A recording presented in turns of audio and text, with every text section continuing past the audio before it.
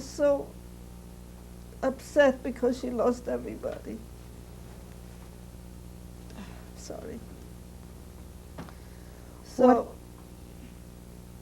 that's what I mostly remember, you know.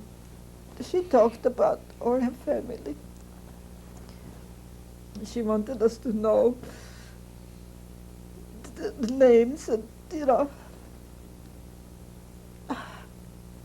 We just hit a bad note right now.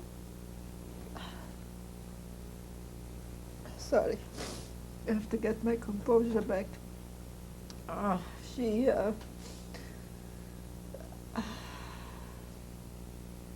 she more than anybody else felt it, I think.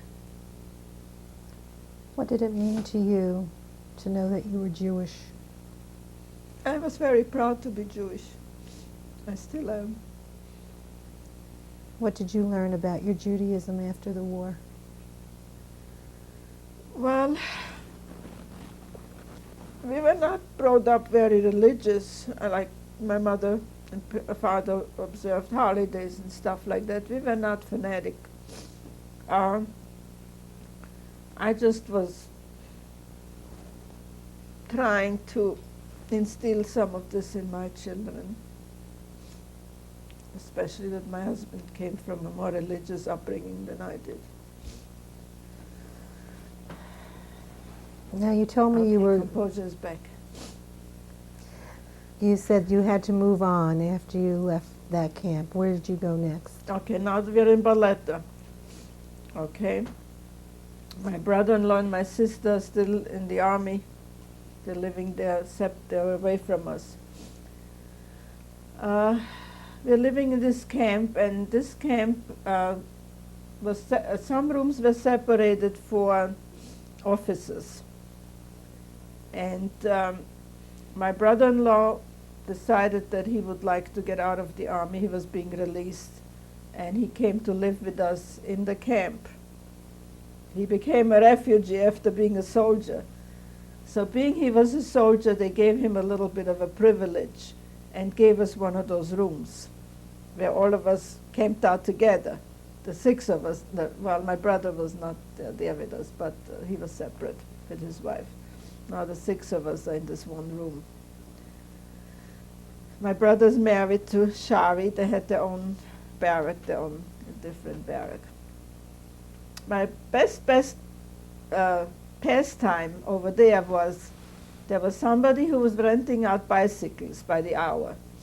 And whenever I could gather up a few pennies, I would rent a bike for an hour and ride around that whole camp. We couldn't go outside because of the traffic, but ride around. We were not locked up in that camp. We would come and go as we wanted to, but being I was a child, my mother just said, you know, you ride around the camp, don't go outside. That was one of my pleasures. I went to school there, again to Italian school.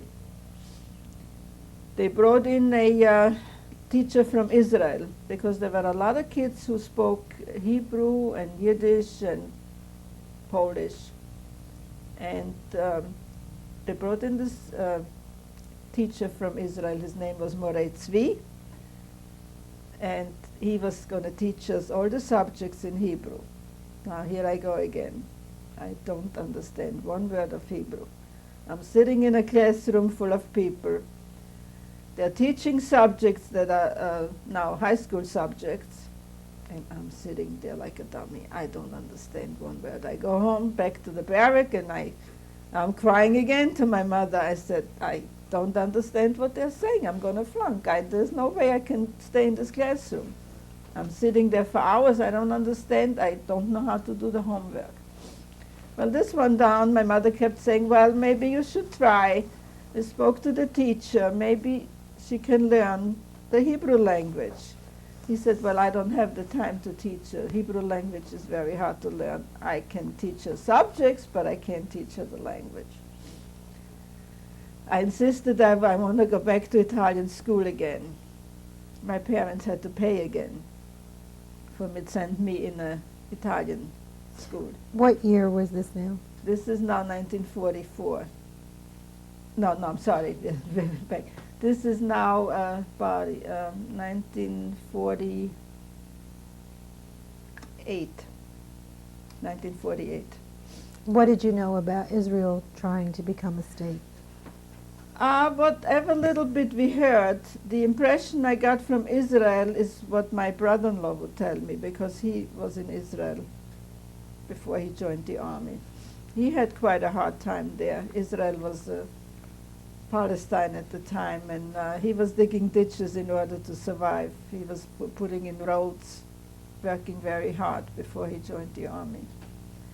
We really didn't know much about Israel. The only thing we knew, it's a land for Jewish people, and we would either go there, or if we could, being we have relatives, we would like to come to the United States. Started corresponding with all the relatives. They were very kind. They would send us packages with coffee and sugar. They told us what size we are. Of course, we gave them European sizes, measurements, and they would send us some clothes, and whatever didn't fit, my mother acquired a sewing machine, and she would fix things for us. And she made for my sister her wardrobe before she got married, so she have a little robe to wear and little things and a couple of dresses. So it was fix a couple of dresses for me. Besides your sister and your brother, what other marriages were made while you were in these camps? Just one that I recalled, which was my husband's cousin, and she was the next barrack over. And how many babies were born in these camps? Not very many. The people were very careful not to have children right after the war, because they were homeless. How do you raise a baby, you know? But my sister managed to become pregnant in the camp, and my oldest nephew was born in Italy, in Bari. And we also managed to buy him a beautiful little carriage, which I can still picture now. And he was the sweetest little baby. He was the only one of her children born in Italy. Who performed the bris? They did it in the hospital, I believe. They did it right there in the hospital, because there was no facilities. We didn't have a doctor in the camp, no, on the premises. We didn't have a rabbi. So in the hospital, they felt it was the safest, best thing to do. And how was that for everybody to be privileged to have the bris? Well, I don't know if it was a bris as such. It was performed in the hospital surgically, and no party or nothing going on afterwards. We didn't have the facilities, so. So then you started to tell me. Circumcision.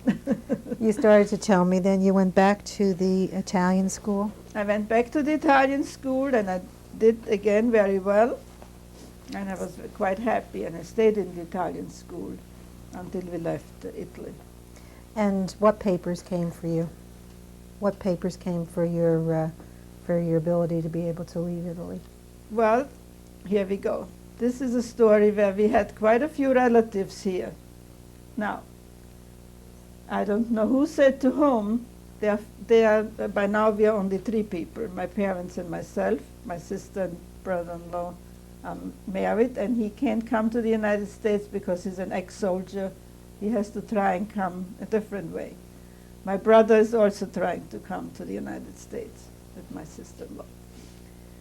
As far as relatives go, they were a little skeptical. Now, what are we going to do with these people? My parents were in their late 50s at this point. They have no knowledge of the language. They have no way of making a living when they come here. Who is going to support these people? Who wants to take them in? Any volunteers? No. No volunteers.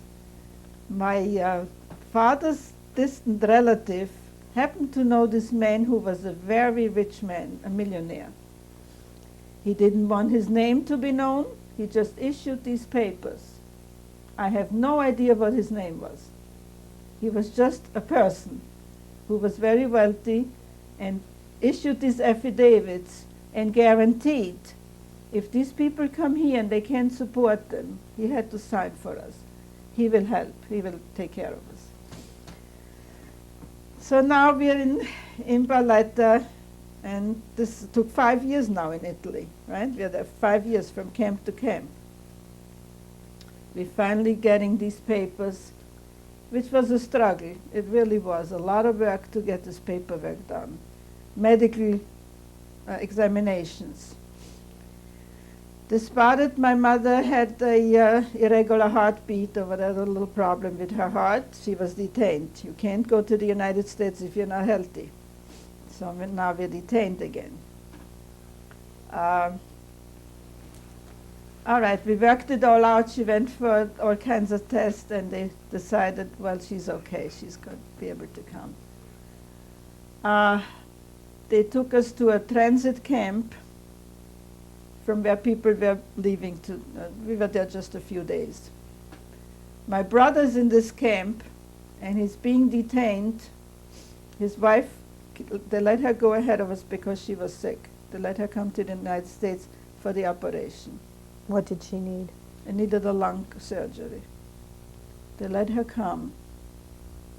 The organizations made it so that she could come and go and be here. Why did she need lung surgery?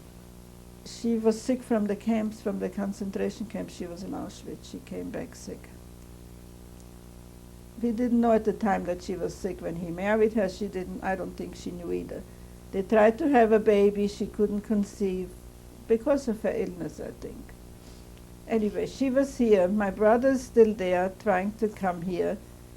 They're telling him he can't come. He might be a spy. There's a fellow by the name of Alfred Weiss who was a spy. Now they got to check him out and see if he's not a spy, if he's that particular man. So they detain him there. He's dying to come here to be with his wife who is not well. He's sitting in this camp. We were allowed to leave. What was the name of that transit camp? I don't recall it. We were only there a few, Bagnoli. We were only there a few days for the transit. We got put on this ship called General Black, and we took off for the United States, leaving my brother behind, who was still struggling there. In the interim, my brother-in-law got discharged from the army, British Army, and had to go to Australia. They went to Australia with a little boy. Now they're in Australia. We're coming here to the United States, my parents and I. I'm on the ship, and the first night they're serving hot dogs. And I ate 15 hot dogs at one time. And for 7 days, I didn't eat another thing on the ship. I was so sick. It was in February, and it was very bad weather, and we had to, instead of moving forward with the ship, we had to go 2 days back. So we were on the ship like 10 days. Okay? After 10 days, everybody was seasick. I mean, everybody was sick. My mother was the only one who was not seasick. She took care of the whole group. We came to the United States. We came to Pier 64. What was the date? February 15th, I believe, 1945. I'm back to the 45, 1950. They took us off the ship, and they told us that the UNRWA is going to put us up in a hotel. It was just wonderful, just seeing the skyscrapers in New York City. I mean, what were your first impressions? Oh, I was so happy. My mother got down on the floor and kissed the ground. I was all worried that I don't have any nice clothes in such a big city. I don't have anything to wear. Well, I was at the time like 16 and a half. I need a haircut, I need this, I need that. I was just all of a sudden, I'm being Americanized, right? I'm here 2 hours in America. We had $4 in our pocket. We had $10 that our relatives sent us, and my father traded it in on the ship and bought cigarettes because he was a smoker.